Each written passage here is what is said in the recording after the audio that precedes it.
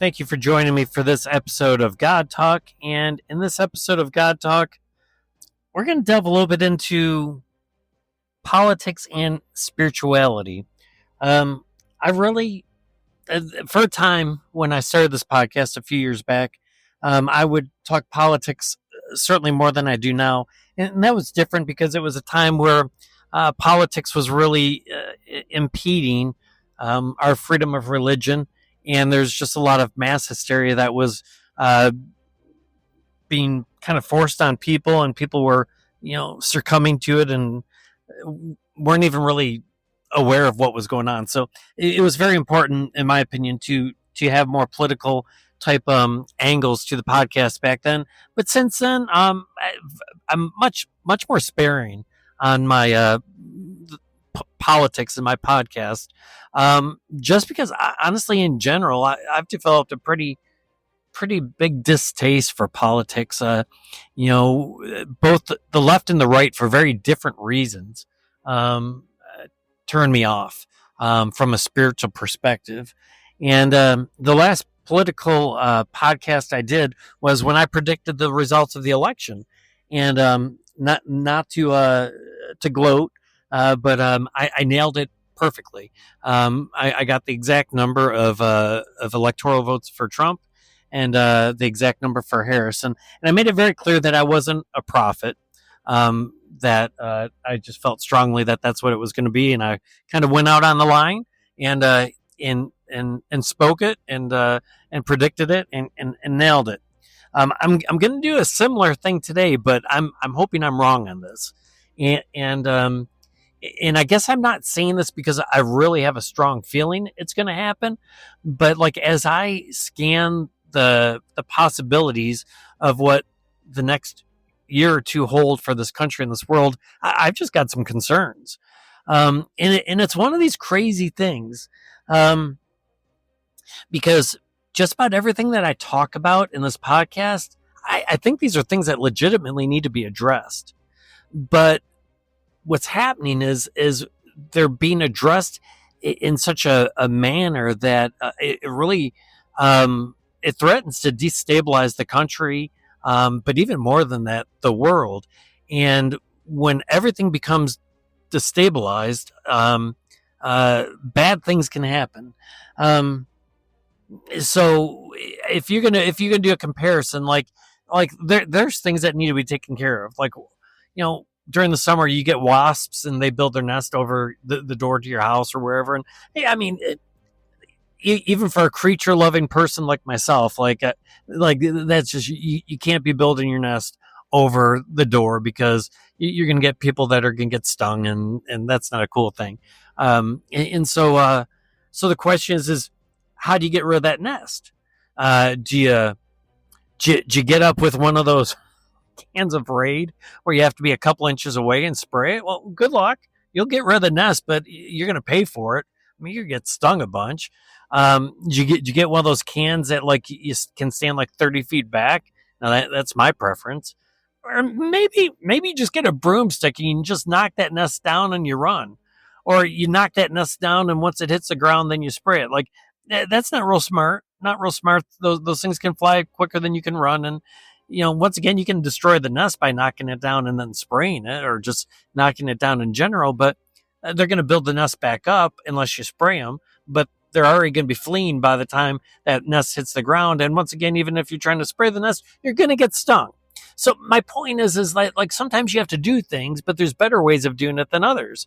If you got cancer, you ideally want someone, to go in there with like the robots to cut that cancer out, because they're precise, they're steady. You certainly don't want someone with shaky hands like mine doing it, and you certainly don't want to do it with a samurai sword, right? So I hope you're getting the point. Like, I'm trying not to tick anyone off politically, but what I'm saying is, like, there are things that if this country and this world does not address, like things are going to go bad because they're not being addressed. But it does matter in how we do address them. And that's where my concerns are coming, because right now I feel like the Trump administration is trying to address it all at once, and the amount of different directions that they have themselves working in is mind blowing. Considering we're just like three months into their administration. Like I was kind of counting like 8 different significant things that they're doing, almost all of which I agree with, by the way. But any one of those to be accomplished in a person's term by normal standards would be an amazing success. And so the question is like, can you be like addressing all of those things simultaneously in the first 3 months of your administration and that turn out well? And another example that I might give you, like you need, for me, like if you're going to address things at your house, say some dysfunctions at your house, it's ideal if your work life is stable. If you're going to address things at work, ideally, it would be good for your home life to be stable. Like you always need to be like you need to be stable so that you can address the things that need to be addressed. There's nothing worse than when your work life sucks, your home life sucks, your friends hate you, and the dog won't even like let you pet it. Like when everything's like in chaos like that, that does not normally turn out well. Like, and so I think that's the danger that we may find ourselves in the approach in which we're trying to deal with what are some legitimate concerns for this country and the world. And the question is like, how's it going to turn out? So I was kind of just going through the list of different things that the Trump administration is working on, and mind you, this podcast is happening on a day in which I'd have to look. I'll look on my phone as I'm doing this podcast, but just kind of curious where the stock market is currently at. So currently, well off of its lows for the day. The Nasdaq is down 4.5%. The S&P is down 3.5%. And the Dow Jones 2.78%. But things were lower than that just an hour or two ago. So it's rebounding a little bit, but that's not only just what's happening in this country, but it's happening around the world. That the markets are crashing, and they're crashing in large part because of the Trump tariffs, and so everything's. We found this out with the pandemic that everything's interconnected globally, and the supply chain, and just like things. What happens in one country is not isolated to that one country. It happens to all of them. And Trump has basically come out and basically said there's a 10% tariff across the board on everything that's coming into the United States. It doesn't matter if we've got the trade imbalance on you or you have it on us. For the most part, 10%. So what that means is right across the board, like everything coming in, like everything you buy is 10% more expensive today than what it was a day or two ago.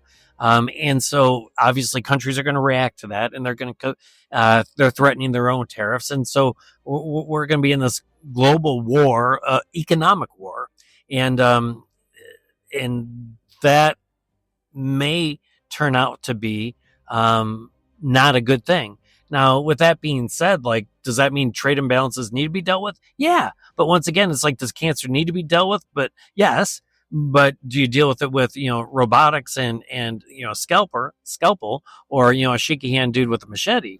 And that's not a perfect comparison. But what I'm saying is, like, with a lot of what Trump does, he just goes in full force. And a lot of what his way he just handles is, it's kind of like shock and awe. And then that way, when he pulls back to somewhat of a reasonable stance, people are way more inclined to take it than what they otherwise would. I mean, I get all that. So, like, I understand that. I'm not naive or stupid to his approach. And so there oftentimes is method to his madness, because many times it is madness, but there's a method to it. But what I'm just saying is, like, the world's a little bit in chaos right now. And so when I'm looking at, like, everything Trump's trying to tackle so far, the immigration thing, once again, a problem that needed to be taken care of. But, like, not only deporting illegal aliens with criminal records, illegal aliens in general, fine, but then he's going after people that are here legally on green cards and so forth, but aren't real supportive of maybe traditional American values or the things that Trump stands for, or people that are against Trump himself. And you were seeing images. I don't think it's happening like every day, but there's been a few where people are basically just grabbed off the street like it's Russia and thrown into a van, and they're sending you home. Listen, I I think an argument can be made that if you're in this country, like, you shouldn't be allowed to badmouth this country.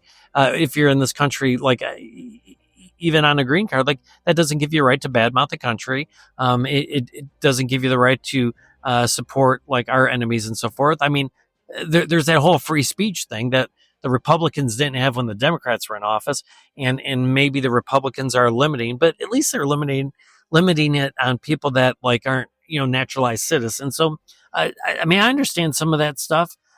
So they're tackling it, and some of that stuff needs to be tackled. This whole government bloat and like just trying to cut some of the deficit, and a huge problem. Like, if there's one that I think you run into, like, the full force, it's that one, and I'm glad to see the government's doing it, because the deficits that we're running, and the like, we're not going to have a country to leave to our kids and our grandkids, because we're becoming bankrupt, and there's no politicians that have ever been brave enough to tackle it, and Trump is part of it's he's on a second term, and you only get 2 terms, although he's saying he could get a third if he wants. But that's a whole nother story. But so he doesn't have a lot to lose. So, man, I'm thrilled about that. But listen, if that's all he accomplished in his administration for 4 years, I mean, people would talk about that like forever. That is like defining. That's like, Obamacare. That defined a generation. Some for the good, some for the bad. For the good, people can get insurance. For the bad, that it socialized to some extent medicine and in different things. So, but it was defining. Reagan with his just strength through by carrying a big sword, right? Like deterrence through power and so forth. Like, that was defining. So just taking care of this government bloat would, if that's all that was done, that would be huge. It's defining. But he's also kicking Iran in the chops. And I'm not saying Iran doesn't need to be kicked in the chops, but if all he did while he was around was solve the Iran problem for the next 4 years, that's defining. Like, we would owe a debt of gratitude to him and his administration for doing it. It's unclear yet if he's helping or making worse the Ukraine-Russia situation. And once again, if that's all that he focused on, and he brought that war to an end, he would be known as a peacemaker for that. So he's got his hands in that. He's disturbed the geopolitical balance with alliances and kind of the traditional alliances we have in Europe. They don't feel the same level of support that we did before. We're not going to defend you with NATO unless you're paying your fair share. Like, he's throwing all these conditions on, and once again, he's got a point. Like, they need to be putting their fair share towards it. But once again, if he could rebalance like the amount that people are putting into NATO and just making that more healthy, if that's all he did, it would be an amazing thing.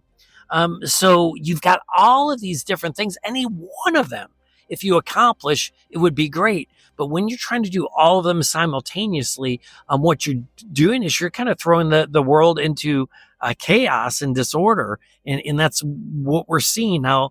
Some might argue that's what's needed. But if it's done the wrong way, like, the world could explode. We could have a huge war in the Middle East because we start bombing Iran if he holds to his word, and it's not just bluster. The war could, Russia might get the sense that the U.S. isn't going to really defend Europe's. It's Europe's problem. It's not America's problem.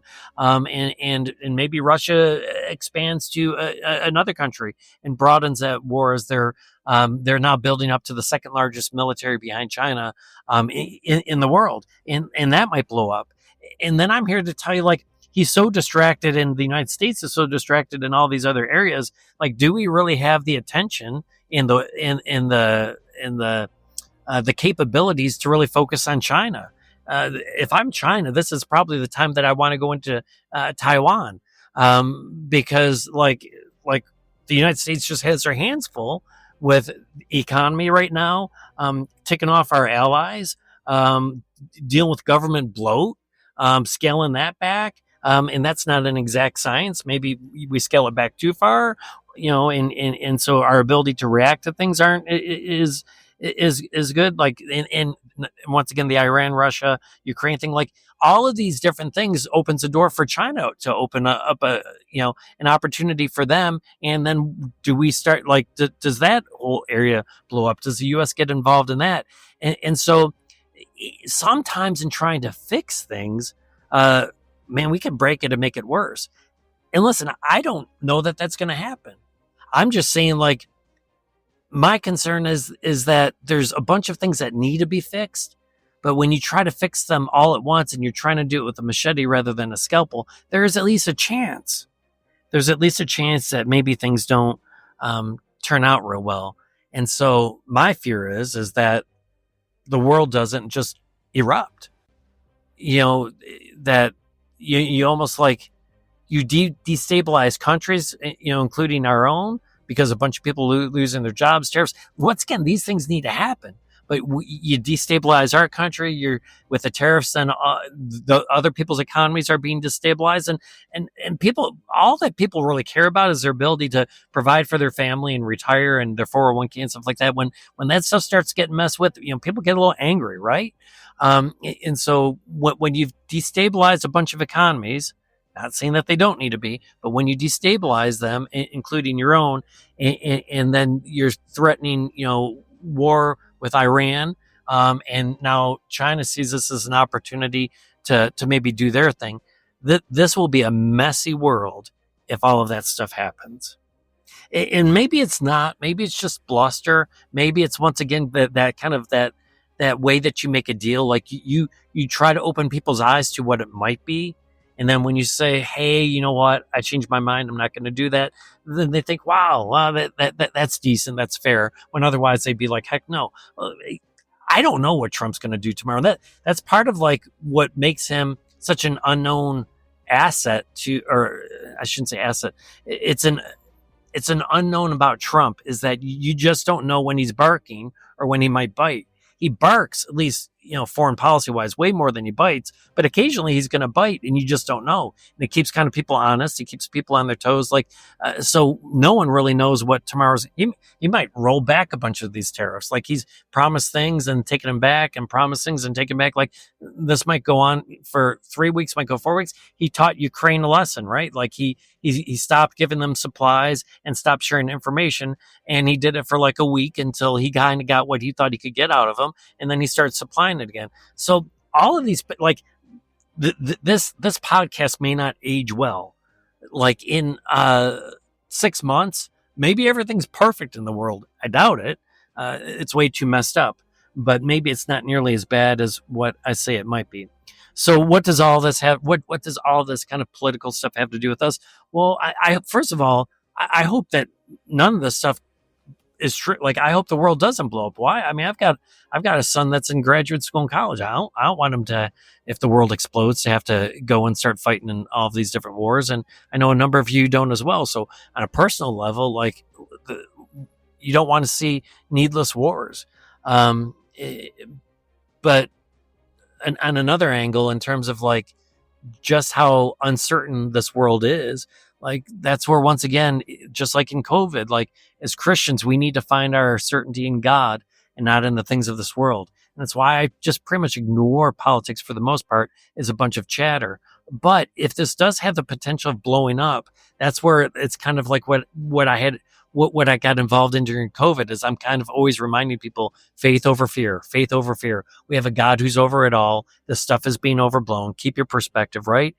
And that's what we would need to do if everything continues to become more destabilized and the world just kind of erupts. I'm not saying that it is. I don't claim to be a prophet, but I feel like I need to throw it out there and remind everyone, the world is a messy place. For that matter, a lot of us, our families are messy places and our lives are messy places. And the only way that you can fight against any one thing is that you have stable footing, right? That's my whole deal on, like, don't go after 8 things at once because you're too destabilized. Something's going to knock you off and it's not going to be pretty, right? Well, for us as individuals, our footing's got to be solid on Christ, our relationship with God, our belief that He'll never leave us and He'll never forsake us, our understanding that even when this life comes to an end, even if it comes to an end in a fiery mess, like, heaven is our home, and our punishment for the world blowing up and our lives being lost, like, is no punishment at all, because it's the reward of eternal life. And so, whether you're worried that the world might turn to a big mess, or you're just currently living in a big mess already, I just encourage you with those words that our hope is in the Lord. Well, thank you for joining me for this episode of God Talk. I apologize that it is such a Debbie Downer, kind of negative one. There's a lot of issues that need to be addressed, and if they don't get addressed, you're going to have a mess. And the reason we have a mess now is because there's a lot of things that haven't been addressed for a long time. I just pray for wisdom, discernment, and a steady hand in all of those who are seeking to address it. God bless you all, and I look forward to talking to you next week.